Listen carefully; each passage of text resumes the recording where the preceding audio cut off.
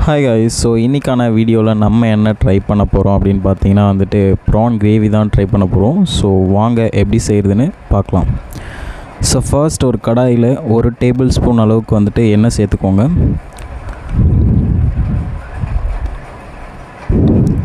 So அந்த எண்ணெய் கொஞ்சம் சூடானதும் ஸோ எண்ணெய் கொஞ்சம் சூடாகிடுச்சு. ஸோ இந்த டைமில் சோம்பு கொஞ்சம் வெந்தயம் ரெண்டுத்தையும் வந்துட்டு நம்ம போட்டுக்கலாம். ஸோ இப்போ நல்லாவே பொரிஞ்சு வருது, நமக்கு நல்லாவே தெரியுது.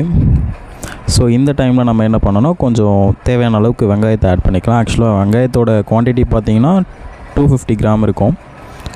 ஸோ வந்துட்டு நான் 1/2 kg ப்ரான் செய்ய போகிறேன் அப்படின்றதால நான் வந்துட்டு 250 கிராம் வெங்காயம் போட்டிருக்கேன்.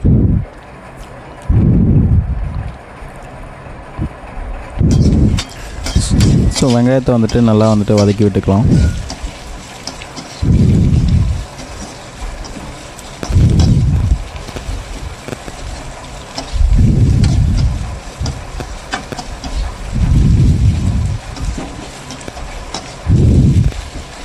ஸோ வெங்காயம் வந்துட்டு இந்த மாதிரி நீட்டு வாக்கில் அரிஞ்சு விட்டுக்கோங்க. அப்போ தான் நமக்கு வந்துட்டு சீக்கிரத்துலேயே வந்துட்டு வதங்கும்.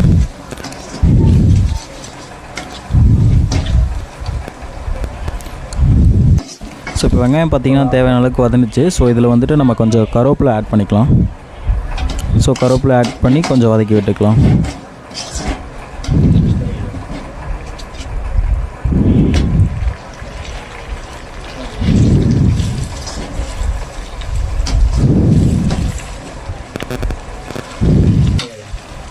ஸோ இந்த டைமில் நம்ம வந்துட்டு ஒரு 200 கிராம் தக்காளி ஆட் பண்ணிக்கலாம். ஸோ தக்காளியுமே நான் வந்துட்டு நீட்ட வாக்கில் தான் அரிஞ்சிருக்கேன். ஸோ 200 கிராம் தக்காளி ஆட் பண்ணிக்கலாம் இந்த டைமில்.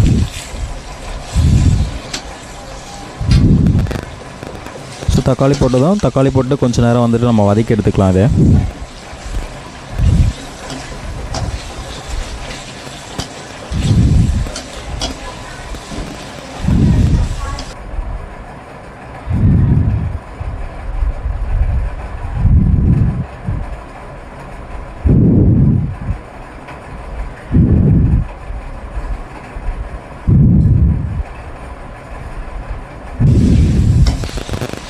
ஸோ தக்காளி வந்துட்டு தேவையான அளவுக்கு வந்துட்டு நமக்கு அது வந்துட்டு வதண்டி வரணும். ஸோ அதனால் அது வரைக்கும் கொஞ்சம் வெயிட் பண்ணுவோம்.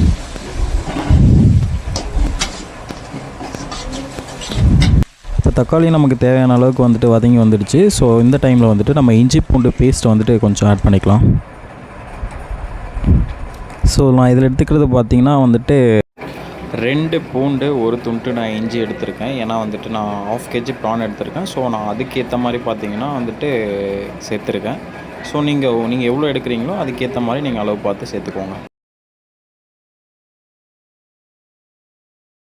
இப்போ இஞ்சி பூண்டு போட்டிருக்கோம். ஸோ அதில் வந்துட்டு அதோட வாசம் வந்துட்டு பச்சை வாசம் போகிற வரைக்கும் வந்துட்டு நம்ம கொஞ்சம் வதக்கி விட்டுக்கலாம்.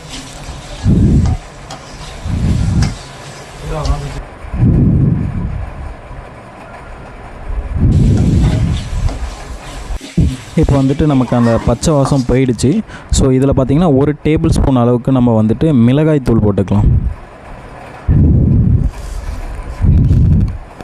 1 டேபிள் ஸ்பூன் வந்துட்டு நான் மிளகாய் தூள் போட்டிருக்கேன்.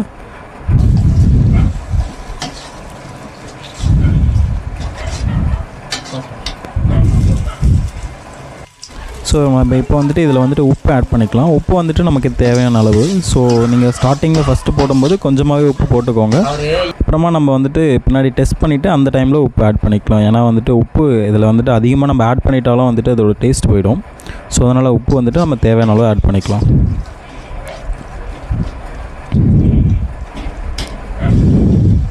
ஸோ இப்போ பார்த்தாலே உங்களுக்கு தெரியும் நம்ம போட்டதெல்லாம் மசிஞ்சு ஒரு மசாலா ஸ்டேஜுக்கு வந்துடுச்சு. ஸோ இந்த டைமில் வந்துட்டு நம்ம ப்ரான் ஆட் பண்ணிக்கலாம். நான் வந்துட்டு 1/2 கிலோ ப்ரான் யூஸ் பண்ணியிருக்கேன். ஸோ அதனால் 1/2 கிலோ ப்ரானை வந்துட்டு நான் ஆட் பண்ணிக்கிறேன் இதில்.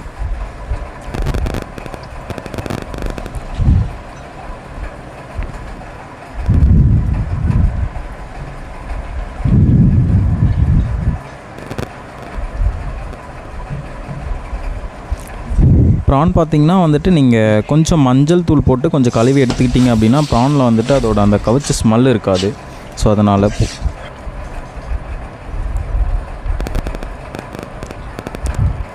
நல்லா அந்த ப்ரான் வந்துட்டு மசாலாவில் படுற மாதிரி ஃபஸ்ட்டு வந்துட்டு அதை வந்துட்டு நம்ம கரெக்டாக அதுக்கேற்ற மாதிரி பரட்டி விட்டுக்கலாம்.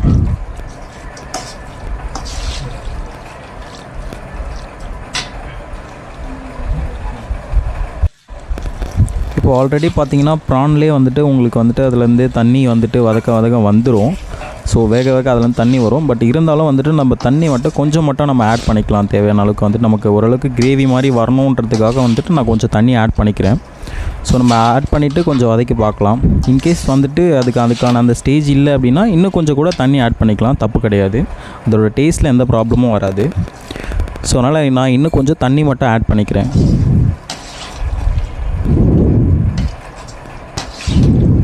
ஸோ இப்போ தண்ணி ஆட் பண்ணதுக்கப்புறம் நம்ம எல்லாத்தையும் வந்துட்டு கரெக்டாக ப்ராப்பராக மிக்ஸ் பண்ணிக்கலாம்.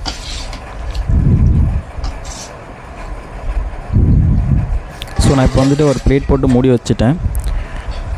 இப்போ உங்களுக்கு பார்த்தாலே தெரியும், நல்லா பார்த்தீங்கன்னா வந்துட்டு லோ ஃப்ளேம்லேயே நல்லா வந்துட்டு இப்போ வெந்துட்டுருக்கு.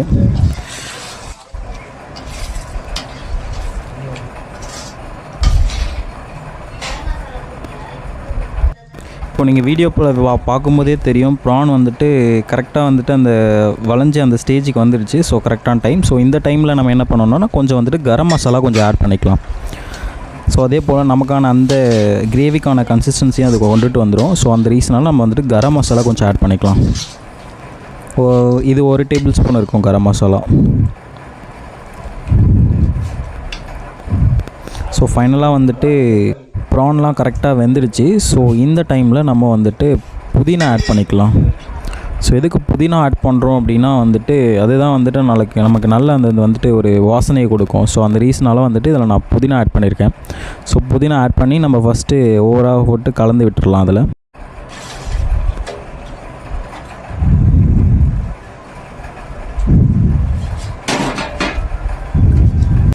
நான் புதினாவை இதில் ஆட் பண்ணி நான் ஒரு 5 மினிட்ஸ் மட்டும் நான் அப்படியே லோ ஃப்ளேமில் வச்சு விட்டுருக்கேன்.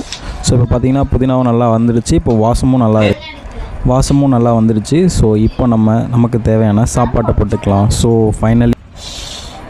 ஃபைனலாக நம்ம வந்துட்டு நம்ம செஞ்சதை வந்துட்டு இப்போ நம்ம டேஸ்ட் பார்க்க போகிறோம். ஸோ வாங்க ட்ரை பண்ணலாம்.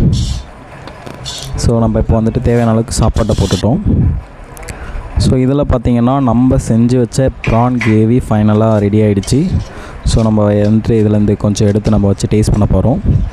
ஸோ அதில் பார்க்கும்போதே வந்துட்டு எச்சி ஊறுது. ஸோ அந்தளவுக்கு வந்துட்டு இருக்குது பார்க்க.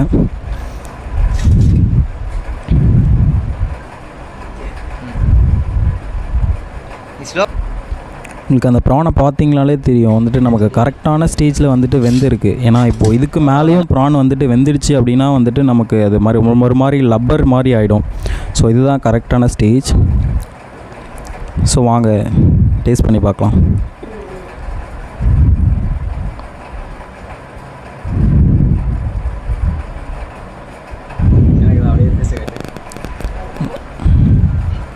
என் ஃபேஸை பார்த்தாலே உங்களுக்கு தெரியும் அதோட டேஸ்ட் எப்படி இருக்குதுன்னு சொல்லிட்டு.